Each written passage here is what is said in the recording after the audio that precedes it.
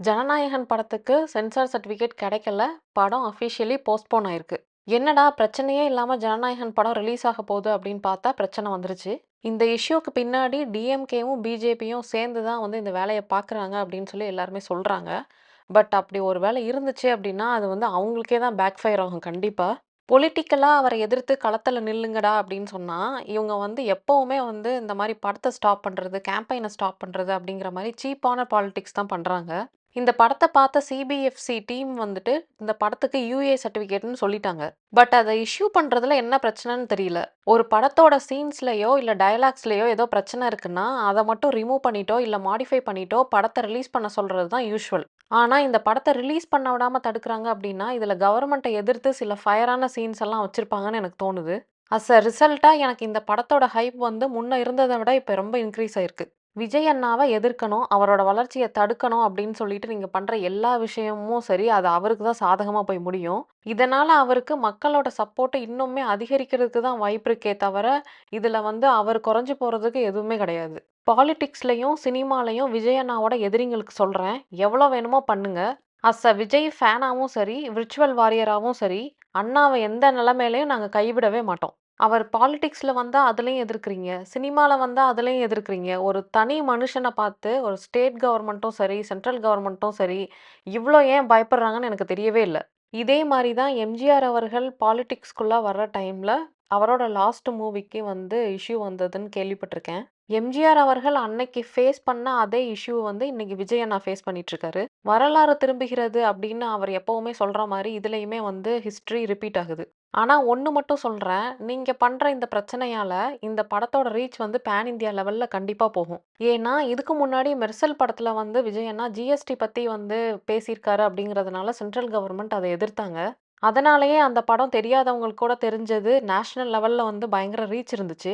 அதே மாரி ஒரு விஷயம் தான் இப்ப ஜனநாயகன் மூவிக்கும் போயிட்டு இருக்குது. நேஷனல் லெவல்ல எந்த டிவி ஆன் பண்ணாலும் இந்த நியூஸ் தான் ஓடிட்டு இருக்கு. இப்படி ஃப்ரீ ப்ரமோஷன், ஃப்ரீ ரீச் எல்லாம் வந்து இவங்களே குடுத்துருவாங்க. விஜய் அண்ணா ஃபேன்ஸுக்கு வந்து இதனால பயங்கரமான டிசப்பாயின்ட்மென்ட் இருக்கு. எல்லாரும் வந்து அப்படியே கொந்தளிச்சு போயிருக்காங்க.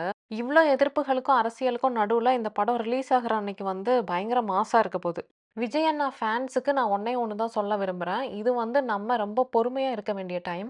நம்ம ஏதாவது பண்ண போயி, அது விஜய் அண்ணாக்கு தான் வந்து கெட்ட பேர் ஆகும். அதனால எல்லாருமே வந்து தயவு செஞ்சு படம் ரிலீஸ் ஆகுற வரைக்கும் பொறுமையா இருங்க. வேற யாராவது வந்து ஏதாவது நெகட்டிவா சொன்னாங்க அப்டின்னா, அத கம்ப்ளீட்டா வந்து இக்னோர் பண்ணிருங்க.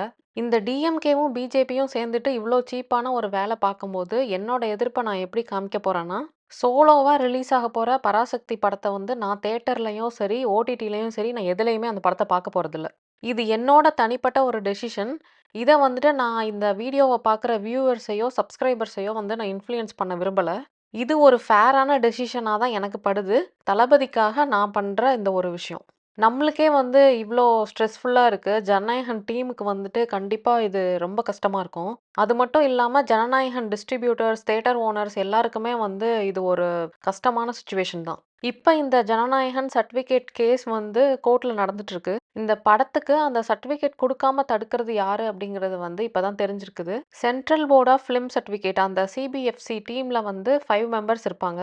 அந்த 5 பேர்ல 4 பேருக்கு எந்த பிரச்சனையுமே இல்ல. அந்த ஒருத்தருக்கு மட்டும் தான் வந்து ஏதோ தனிப்பட்ட பிரச்சனை. இவ்ளோ ப்ராப்ளத்துக்கும் அந்த ஒரு ஆளு தான் காரணம். அந்த ஒரு ஆளால தான் வந்து சர்டிஃபிகேட் இன்னும் கிடைக்காம இருக்கு. இது சிபிஎஃப்சி டீம்ல இருந்து இப்போ ரிவிஷன் கமிட்டிக்கு போப்போது. அங்க அவங்க 20 டேஸ் வந்து டைம் எடுத்துட்டு தான் வந்து இந்த படத்துக்கு சர்டிஃபிகேட் குடுப்பாங்க அப்படிங்கிற மாரி சொல்றாங்க. அப்படி பார்க்க போனா இந்த படம் ஜான்வரில வர்றதுக்கான வாய்ப்பே இல்ல. இது வந்து பிப்ரவரிக்கு தான் போகும். இதுவரைக்கி அண்ணா படத்துக்கு வந்த இஷ்யூலயே தலைவா படத்துக்கு அப்புறம், இப்ப இந்த படத்துக்கு தான் வந்து இவ்ளோ பெரிய இஷ்யூ போயிட்டு இருக்கு. இந்த படத்த சாதாரணமா ரிலீஸ் பண்ணியிருந்தனா கூட மக்கள் வந்து நார்மலா பார்த்துட்டு போயிருவாங்க.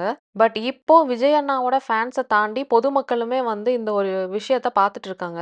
இதனால விஜய் அண்ணாவோட மாஸ் வந்து நாளுக்கு நாள் இன்க்ரீஸ் ஆக தான் போகுது. படத்தோட எதிர்பார்ப்பும் இன்க்ரீஸ் ஆக தான் போகுது.